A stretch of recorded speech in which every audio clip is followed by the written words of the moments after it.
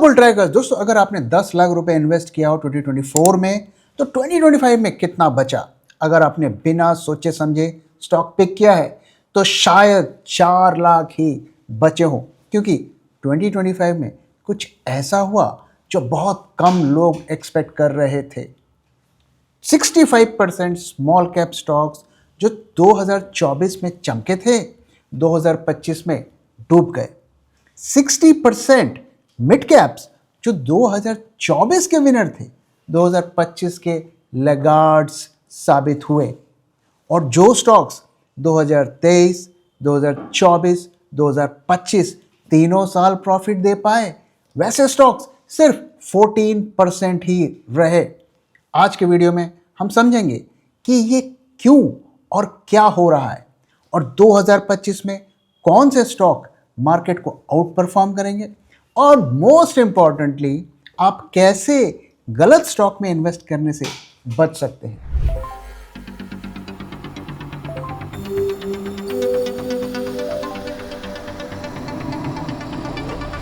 जब मार्केट की हो बात, बेटर आस्क बुल ट्रैक। पहले नंबर्स देख लेते हैं। तो जो डेटा है, अगर आप उसको स्टडी करेंगे तो क्या पाएंगे? लार्ज कैप की अगर हम बात करें तो 32.5% स्टॉक्स जो 2024 में राइज हुए थे, 2025 में गिरे, और जो चढ़े वो सिर्फ 20% थे। 2024 और 2025 दोनों में गेन्स जिन स्टॉक्स ने किए उनका नंबर सिर्फ 15.8% था। तो क्या प्रोबेबिलिटी है कि आप 15% प्रॉफिटेबल स्टॉक के साइड में हैं? अगर हम मिड कैप की बात करें, वहां carnage, blood bath 60% of 2024 winners 2025 में लूजर बन गए। 70% मिड कैप्स ने 2025 में लोअर रिटर्न्स दिए। कंसिस्टेंट गेनर्स अक्रॉस 3 इयर्स सिर्फ 26%। तो क्या प्रोबेबिलिटी है कि आप 26% प्रॉफिटेबल स्टॉक के साइड में हैं? स्मॉल कैप की अगर बात करें, ब्लड बाथ 63% ऑफ 2024 विनर्स 2025 में लॉसेस दिखाए। 2025, 2024 दोनों को मिला लें तो सिर्फ 19% ने आउट परफॉर्म किया। अब आप बताइए क्या प्रोबेबिलिटी है कि आप इस 18% में के स्टॉक्स को आपने पिक किया? तो आखिर हो क्या रहा है? ये फंडामेंटल कोलैप्स नहीं है उतना, ये है वैल्यूएशन का प्रेशर और वैल्यूएशन का करेक्शन, यानी कि स्टॉक को मार्केट ने उसकी औकात दिखा दी। सिंपल एग्जांपल से समझते हैं। एक स्टॉक 100 पीई पर ट्रेड हो रहा है। कंपनी की अर्निंग यानी कि ईपीएस 5 है, तो उसका पीई 20% है। रीजनेबल वैल्यूएशन हम इसे कह सकते हैं।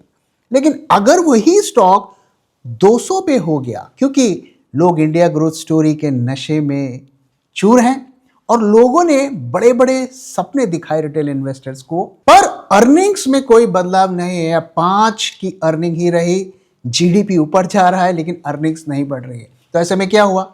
आपका पीई 40% हो गया, यानी कि 40 पी पर आपका स्टॉक ट्रेड हो रहा है, विच इज ह्यूजली एक्सपेंसिव। और जब 40 पी से 20 पी पर स्टॉक आता है तो 50% का फॉल वहां पर होता है without any bad news.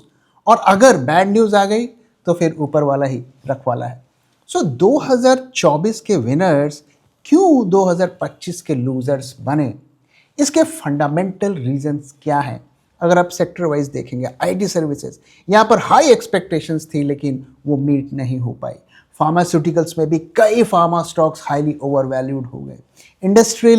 Industrials की अगर हम बात करें तो वहाँ पर भी अभी भी वैल्यू जोन पर स्टॉक हैं। रियल एस्टेट में जो रेट कट्स में डिले हुआ उसका इम्पैक्ट देखने को मिला।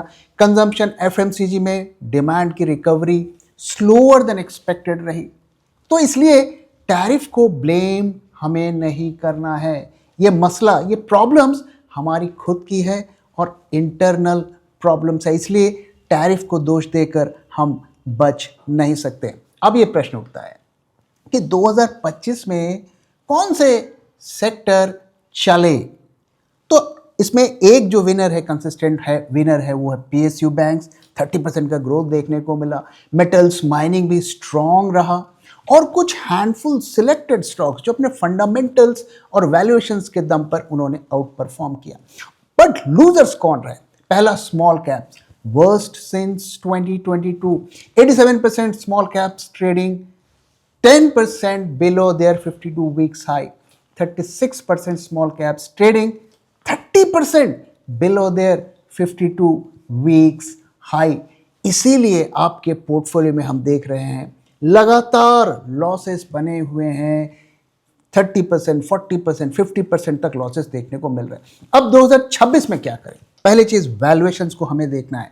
हाई पीई स्टॉक्स, अगर ग्रोथ नहीं है और हाई पीई पर स्टॉक ट्रेड हो रहा है तो वैसे में हमें उस स्टॉक को अवॉइड करना है। क्वालिटी पे फोकस करना है, मोमेंटम पे नहीं करना है कि देखो इस स्टॉक का भाव इतना चढ़ रहा है तो हमें उसमें पोजीशन बनानी है। उसकी क्वालिटी जो अर्निंग्स है, फाइनेंशियल्स है, उसे देखना है। हेवी जिन्होंने कर्जा ले रखा है और ग्रोथ नहीं है उसे हमें अवॉइड करना है। और स्टॉक के फंडामेंटल्स और वैल्यूएशंस पे ही हमें स्टॉक को पिक करना है। आपको अच्छे स्टॉक पिक करने के लिए काफ़ी रिसर्च करना पड़ेगा। और आखिर में ग्लोबल मार्केट्स को इग्नोर नहीं करना है।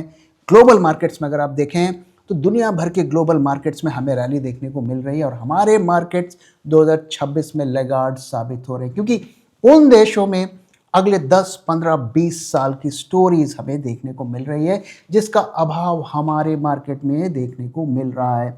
दोस्तों, आप में से काफ़ी लोगों ने ग्लोबल पोर्टफोलियो के बारे में क्वेरी की और इंटरेस्ट दिखाया। मैं आपके साथ शेयर करना चाहता हूं कि जल्दी ही, मोस्ट लाइकली अगले हफ्ते ही, हम ये डिटेल्स आपके साथ शेयर करेंगे कि कैसे आप, चाहे स्मॉल इन्वेस्टर हो, चाहे HNIs हो, कैसे घर बैठे इंडिया में रह के भी ग्लोबल पोर्टफोलियो पे इन्वेस्ट कर सकते हैं। ना सिर्फ यूएस से, बल्कि Chinese companies, Hong Kong companies, Japanese companies, Europe की कंपनीज, जहाँ पर बड़े बड़े इनोवेशंस हो रहे हैं, उस पर भी आप इन्वेस्ट कर सकते हैं। तो इसका डिटेल्स जल्दी ही मैं आपके साथ शेयर करूंगा। जून 2024 को अगर आप निफ्टी में पैसे लगाते तो आज आपके रिटर्न्स बनते सिर्फ 6.5%, और अगर आप बुल ट्रैक 2024 पोर्टफोलियो में पैसे लगाते तो आज आपको दुगने से भी ज्यादा रिटर्न मिलता। और गौर करने वाली बात यह है कि पिछले दिनों जो मार्केट में हमें ब्लड बाथ देखने को मिला, उस ब्लड बाथ में भी हमारे पोर्टफोलियो ने लगातार पॉजिटिव रिटर्न्स दिखाए। और ये कोई तुक्का नहीं है, क्योंकि ऐसे ही शानदार रिटर्न्स हमने अपने 2021 पोर्टफोलियो में भी अपने सब्सक्राइबर्स को दिए थे। 2021 के पोर्टफोलियो में 21 में से 7 स्टॉक्स ने 100% से भी ज्यादा पीक रिटर्न्स दिए और 15 स्टॉक्स ने 50% से भी ज्यादा रिटर्न्स दिए। और कई स्टॉक्स जैसे कि भेल and Cochin shipyards multi bagger साबित हुए। तो आखिर हम ऐसा कैसे कर पाए? Being a SEBI registered RA, I can tell you, सिर्फ फंडामेंटली स्ट्रॉन्ग स्टॉक को सिलेक्ट करने से ही आपका पोर्टफोलियो ग्रीन में रहेगा, ऐसा जरूरी नहीं। उसके साथ टेक्निकल, क्वांटिटेटिव और डेटा एनालिसिस भी जरूरी होती है। सबसे जरूरी है कि आप स्टॉक को किस प्राइस पर खरीद रहे हैं, और इसीलिए हर स्टॉक को जो हम बुल ट्रैक पोर्टफोलियो में ऐड करते हैं उसे गुजरना पड़ता है bull track in house research के 10 स्ट्रिंजेंट क्राइटेरिया से, ताकि आपको मिले एक शानदार स्टॉक एक शानदार प्राइस में। तो देर किस बात की, आज ही सब्सक्राइब करिए बुल ट्रैक पोर्टफोलियो को हमारी वेबसाइट bulltrack.in को विजिट करके, या स्क्रीन पे दिए हुए नंबर से हमसे कांटेक्ट करिए। Investment in securities market are subject to market risks. Read all the related documents carefully before investing. तो दोस्तों, अगर आप इंडियन मार्केट के इन्वेस्टर हैं तो काफ़ी सोच समझ कर अपने स्टॉक्स को पोर्टफोलियो में रखें, जाकर उनको स्टडी करें, समझने की कोशिश करें कि इसका फ्यूचर आउटलुक क्या है, क्या अपने फेयर प्राइस के नज़दीक ये स्टॉक है, और उसके बाद ही डिसाइड करें। अभी भी अगर आप सही कदम उठाएंगे तो बड़े डैमेज से अपने आप को बचा सकते हैं, और इसके बारे में हम लगातार बार बार आपको वार्न कर रहे हैं। अब आइए दोस्तों, आज के मार्केट की तरफ चलते हैं और देखते हैं कि वहाँ से हमें क्या क्लूज देखने को मिल रहा है। तो आज 7 जनवरी है और आज एक बार फिर हमें मार्केट्स में वीकनेस देखने को मिली। एक टाइम पे काफ़ी ज़्यादा फॉल हमें देखने को मिला था, लेकिन मार्केट के क्लोजिंग से पहले हमें ठीक ठाक रिकवरी देखने को मिली। करीब 60-70 पॉइंट्स की रिकवरी हमें देखने को मिली, और 37 पॉइंट्स मार्केट डाउन रहा। और एक तरीके से ये जो नया साल शुरू हो रहा है जनवरी के महीने में, अब हम फ्लैटिश रिटर्न पर आ गए हैं, यानी कि नेट ना हम गेनर हैं ना लूज़र हैं, ज़ीरो रिटर्न्स के आसपास फिलहाल चलते हुए दिख रहे हैं। अब अगर हम आईवी की पिक्चर देखें तो यहाँ पर वही सिचुएशन बनी हुई है। पुट्स का आईवी थोड़ा ज़्यादा है, कॉल का कम है, इसमें कोई बदलाव नहीं आया है, यानी कि पोर्टफोलियो मैनेजर्स अपने जो पोर्टफोलियो को हेज कर रहे हैं निफ्टी के पुट्स को खरीद के। साथ में एक बार फिर हमें पुट कॉल रेशियो में ड्रॉप देखने को मिला है। तो कल के दिन हम 0.92 थे, 2 दिन पहले जब हमने साल शुरू किया था तो 1.45 का हमें देखने को मिला था पुट कॉल रेशियो। तो वहाँ से ड्रॉप होते होते अब हम 0.89 के आसपास आ गए हैं। विक्स में हल्का राइज देखने को मिला है, 10% के आसपास ये चल रहा था, आज उसमें मामूली सा ड्रॉप हमें देखने को मिला है, जो ये शायद होप दे रहा है कि कल एक छोटी मोटी रिकवरी हमें मार्केट में देखने को मिल सकती है। वो सस्टेन करेगी नहीं करेगी वो हमें देखना पड़ेगा। और अगर हम निफ्टी फ्यूचर्स का डेटा देखें, वहाँ क्या देखने को मिल रहा है, एक बार फिर करीब 3300 कॉन्ट्रैक्ट्स ऐड हुए हैं। तो ट्रेंड देखिए वही है, पिछले कई दिनों से आप देखिए तो ट्रेंड वही है। जब मार्केट गिरता है OI ऐड होता है, जब मार्केट चढ़ता है OI कट होता है या मामूली OI ऐड होता है। तो ये क्लियर कट इंडिकेशन होता है कि शॉर्ट पोजीशंस फ्यूचर्स मार्केट में बन रही हैं। और फ्यूचर्स मार्केट में हम जानते हैं कि इंस्टीट्यूशंस ज़्यादा एक्टिव होते हैं, ऑप्शंस मार्केट में रिटेलर्स ज़्यादा एक्टिव होते हैं। और जो रिटेल ट्रेडर्स या इन्वेस्टर्स हैं जो ऑप्शंस मार्केट में रहते हैं, उनका आउटलुक काफ़ी छोटा होता है, शॉर्ट टर्म का होता है। और फ्यूचर्स मार्केट में जो एक्टिव रहते हैं उनका आउटलुक थोड़ा लंबा होता है। तो इसके हिसाब से आप व्यूज़ का अंदाज़ा लगा सकते हैं। प्रीमियम में ड्रॉप देखने को मिला है एक बार फिर।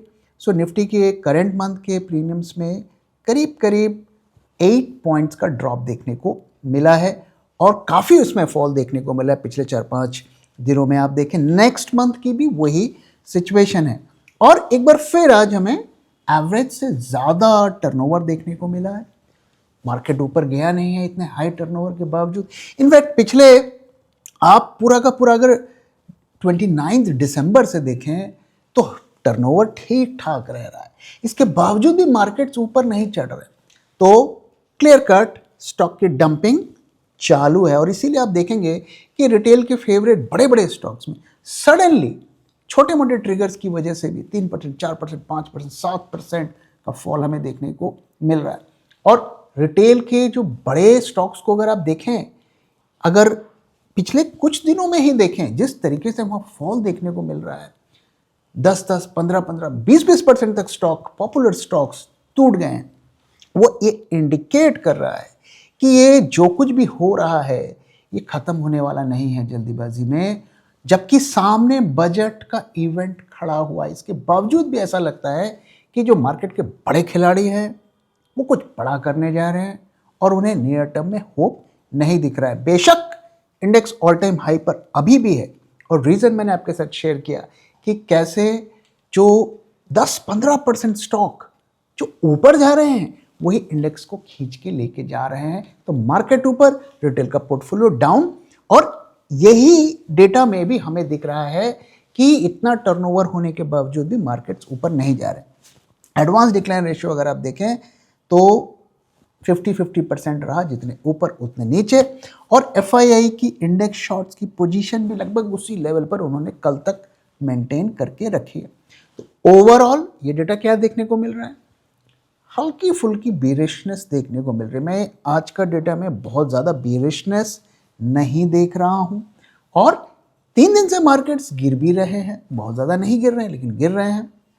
और ऐसे में एक छोटा मोटा बाउंस देखने को शायद हमें मिल सकता है।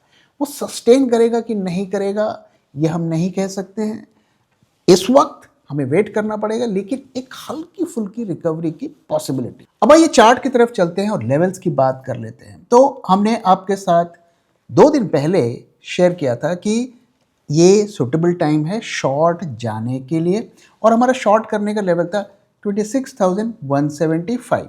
और इसके बाद आज जो हमने लो देखा करीब 26,070 के आसपास का लो देखा तो कम से कम स्क्रीन पर इतना प्रॉफिट दिखा होगा। अब यहाँ पर करना क्या है, देखिए अगर आप शॉर्ट टर्म ट्रेडर हैं और मुझे लगता है कि करंट सिचुएशन में एज ए ट्रेडर हमें जल्दी जल्दी पोजीशंस को बुक करना चाहिए। तो दो संभावनाएं हैं, पहला कि आप 150 पॉइंट जो भी आपको मिलते हैं ठीक है उसे लेकर निकल जाइए। अगर आप अभी भी शॉर्ट्स को होल्ड करना चाहते हैं तो कर सकते हैं। सलाह मेरी ये रहेगी कि कल के दिन एक हल्के फुल्के बाउंस की पॉसिबिलिटी है, काफ़ी कुछ डिपेंड करेगा ग्लोबल मार्केट्स में क्या हो रहा है। तो ऐसे में अपने प्रोटेक्ट करने के लिए अगर कल मार्केट ग्रीन में खुलता है तो हेजेस को एक्टिवेट कर लीजिए, अपने प्रॉफिट्स को प्रोटेक्ट करने की कोशिश करिए। तो ओवरऑल सिचुएशन बुलिश तो नहीं है, लेकिन एक छोटा मोटा बाउंस की पॉसिबिलिटी है। तो अपने आप अपने ट्रेड को इस तरीके से प्लेस करिए कि अपने प्रॉफिट को आप प्रोटेक्ट कर सकें। तो दोस्तों इसी के साथ इस वीडियो को मैं यहाँ पे खत्म कर रहा हूँ। वीडियो कैसा लगा जरूर बताइएगा, अपना फीडबैक भी शेयर करना मत भूलिएगा। Thank you very much for watching, thank you for your time.